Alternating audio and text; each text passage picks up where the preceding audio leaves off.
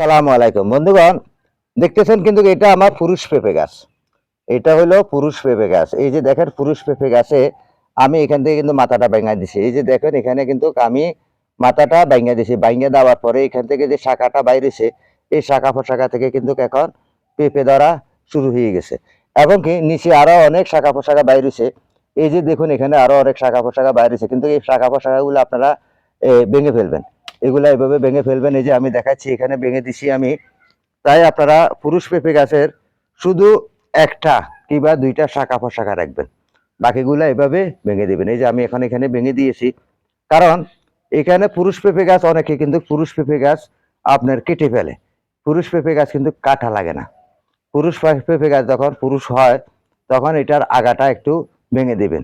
আগা ভেঙে দেওয়ার পরে সেখান থেকে যে শাখা প্রশাখা বাইরিব, এই শাখা প্রশাখা থেকে দেখেন এখান থেকে যখন আমি ভেঙে দিয়েছি, এখান থেকে যখন আমি ভেঙে দিয়েছি, তাহলে এখান দিয়ে আবার আরেকটা শাখা বাইরেছে, শাখা থেকে এখন কিন্তু পেঁপে ধরতেছে। তাহলে আমার পুরুষ পেঁপে গাছ এখন পেঁপে গাছ হয়ে গেছে, কারণ পুরুষ পেঁপে গাছে এখন পেঁপে ধরতেছে। তাহলে কতটুক গাছ? আমার এই গাছটা 2 ফুট। তা আমি দেখতেছি যে এটা পুরুষ পেঁপে গাছ হয়ে গেছে, ফুল দিয়ে দিছে। তখন আমি আগাটা ভেঙে দিয়েছি। আগা যখন ভেঙে দিয়েছি, তারপরে ওইখান থেকে শাখা প্রশাখা বাইরে এখন এখানে পেঁপে ধরতেছে। তাহলে আপনারা পুরুষ পেঁপে গাছ আর কেটে ফেলবেন না। পুরুষ পেঁপে গাছ না কেটে এইভাবে আগা ভেঙে দিবেন। আর বন্ধুগণ, পুরুষ পেঁপে গাছে কিংবা যে কোনো পেঁপে গাছে আপনারা সার প্রয়োগ করার সময় পেঁপে গাছের গোড়া থেকে 15 থেকে 18 ইঞ্চি দূরত্ব করে রিং করবেন। রিং করে সেখানে আপনারা সার প্রয়োগ করবেন। হ্যাঁ, রিং করে সার প্রয়োগ করার পরে সাথে সাথে কিন্তু আপনারা মাটি টেনে দিবেন না।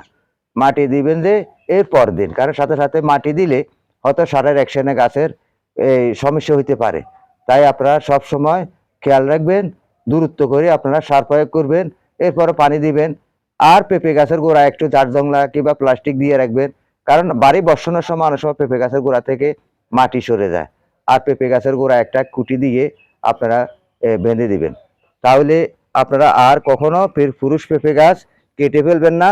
তাহলে পুরুষ পেঁপে গাছের আগাটা ভেঙে দিলে আবার শাখা প্রশাখা বাইরিব, সেখান থেকে পেঁপে ধরা শুরু হয়ে যাবে। আশা করি সকল বন্ধুরা বুঝতে পারতেছেন। তাই বন্ধুগণ, আপনারা পুরুষ পেঁপে গাছের এইভাবে যত্ন করবেন, পুরুষ পেঁপে গাছ থেকেও পেঁপে ধরা সম্ভব। সকলকে সেই প্রত্যাশা জানিয়ে আপনারা সবাই গাছ লাগান এবং কি বিভিন্ন রকমের সবজি লাগান, সবাই স্বাবলম্বী হন।